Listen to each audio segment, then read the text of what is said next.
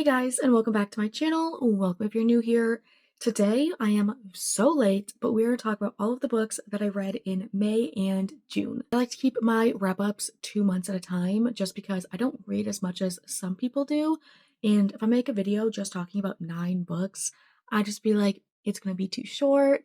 I don't know. So I like to do my wrap-ups 2 months at a time. So first, let's start with the 9 books that I've read in May. Quick little side note, some of these books I do own physically, but every single book has been read on my Kindle. Yeah, every single one has been read on my Kindle. I just do own some physically. With that being said, the first book that I read in May was Pen Pal by J.T. Geisinger. I rated this 5 stars. I don't really want to say much about it because there is a twist that I did not see coming and it spoils so much.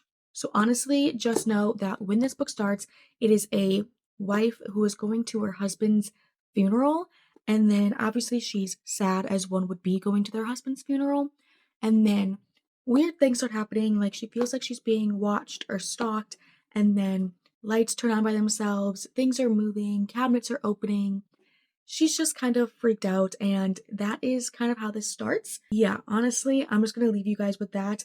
I really, really enjoyed this. I did read this in one sitting. It's not super long, but I did read it in one sitting. It was very good, kept me on my toes, and just kept me hooked and just wanting more. The next book that I read was An Arc of the Threshers by Julie Soto. I rated this 4.5 stars.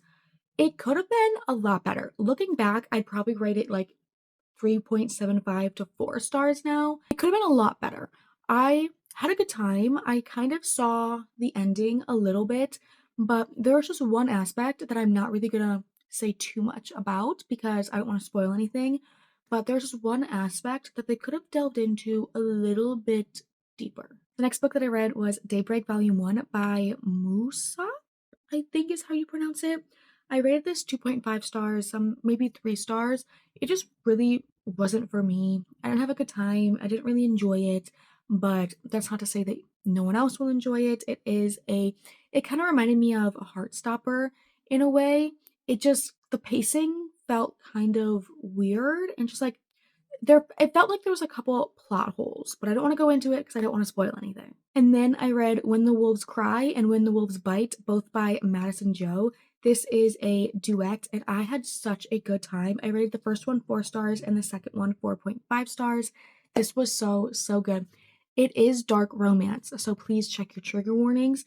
It is quite triggering at times, but it's so, so fun. I saw so much of myself in the female main character. I love her so, so much. It is set in Alaska. There are obviously a lot of wolves in it, and I had such a good time, and I highly recommend, but just check your trigger warnings. Someone needs to come say hi. No. You're such a good boy. Go that way. And then I read That's Not My Name by Megan Lally, and I also rated that 4.5 stars. I had such a good time. I thought I knew the ending. I really thought I knew the ending, and I was wrong. I was so wrong. I was so wrong. I had such a good time though. Because I thought I knew the ending, I was just like, oh, I got this. I got this. Just call me Spencer Reed. Just call me Spencer Reed. Don't call me Spencer Reed. I was wrong. I was wrong. Yeah. But you know what? It happens, and I thoroughly enjoyed it. And then I read Death Row by Frida McFadden. This was a novella. I did not like it. I did not like it. I thought the ending was confusing. I thought it was kind of dumb. I just did not have a good time, and I did read it in one sitting because it was only like 80 pages or something like that. But what was the point? I don't know. I don't know what the point was. The next book I read was Phantasma by Kaylee Smith. I had such a good time with this book. I rated it 5 stars.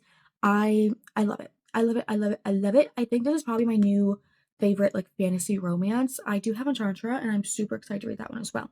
But this one, at first, I thought it was a little bit slow, and it kind of was a little bit slow. But once you hit Phantasma, like once you get to that moment, if you know, you know, the plot speeds up, the plot thickens. Like there's so much going on, obviously, because she's a thick book. but it was just so much fun. I saw that this was kind of marketed or being described as like a Caraval, but for adults. I wholeheartedly agree. I did not finish the Caraval trilogy, but I did read the first book, and this literally screams Caraval, but for adults. And I ate it up. I really loved it. I also did really love Caraval, so don't get it twisted. I loved that one too. But this was so good. If you can hear Scamp eating, I'm so sorry. We have only been in this place for about 2 weeks now, so he feels most comfortable in our room, which means his food, his litter box, everything is in here so that he can be comfortable. Okay, the last book that I read in May was Silver Foxed by Kayla Gross. Kayla Gross. I don't know how to pronounce it, but I rated it 4 stars. It was such a good time. It was so much fun. I absolutely loved reading that. It is an age gap. It's dad's best friend, but also like dad's employee romance. But honestly, I had such a good time. Like it was so fun. It was so fun, okay? I don't really know what else to say. It is a very quick read. It's only 160 pages, so, like, I don't wanna say too much and then spoil anything because it's just honestly a fun read. If you don't like spice, don't read it because 'cause you're not gonna like it, okay? It is a quick, spicy novella, but I had such a good time reading it. Okay, so now we are into the books that I read in June. I read 11 books in June, so let's get into them. The first one is Lavender Moon by Sarah Blue. I rated this 5 stars. Listen, this was my first book in the Omegaverse genre, I guess. I had such a good time. Not only was it my first Omegaverse, it was also my first romance that it was about like a stepbrother, and I have step siblings, and so I was like, but it was so good. It was so good. I had such a good time. I love, like, the pack dynamic that they are so loyal to each other. They are so down bad for each other, and, like, just the family aspect of it, like, they will do anything for each other, and I loved that. I ate it up. It was so good. Honestly, there was one part at the end that I was so happy with, and I can't tell you because it's a spoiler, but all I'm gonna say is fuck her mom. Yeah. The next book that I read was Lights Out by Navessa Allen. I did rate this, I think, 3.5 or 3.75 stars. Listen, okay. I had a good time. Yes.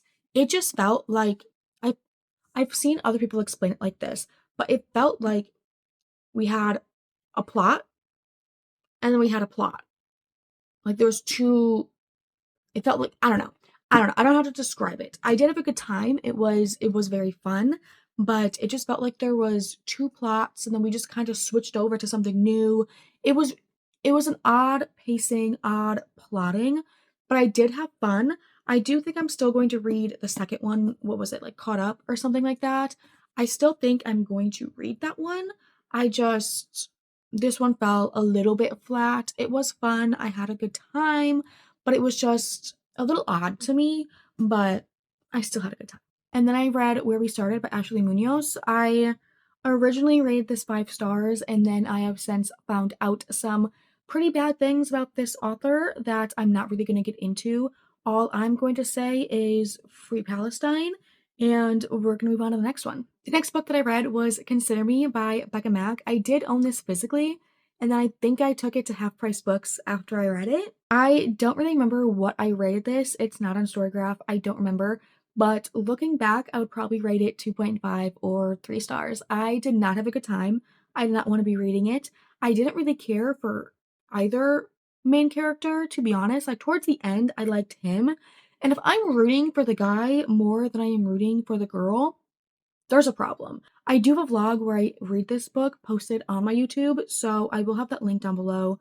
But I didn't like it. If I'm rooting for the guy more than I'm rooting for the girl, what are we doing? I do remember one thing that I really did not like about it, and it was how often her size was talked about. It made it sound like she was this itty bitty tiny girl, and she's my height. She's like 5'2". Like, no. Then I read a poetry book. I read Please Love Me at My Worst by Michaela Angemir. I think is how you pronounce the last name. And I don't rate poetry because it is nonfiction, and I just don't feel like it is fair to rate someone's like something that is so personal to the author, but I did really enjoy it. There was a lot of poems in there that I just really resonated with and enjoyed. So I would highly recommend. I read it on Kindle Unlimited. And then I read Rewind Back by Liz Ford, or is it Liz 40? I've heard both, so I don't really know which one it is.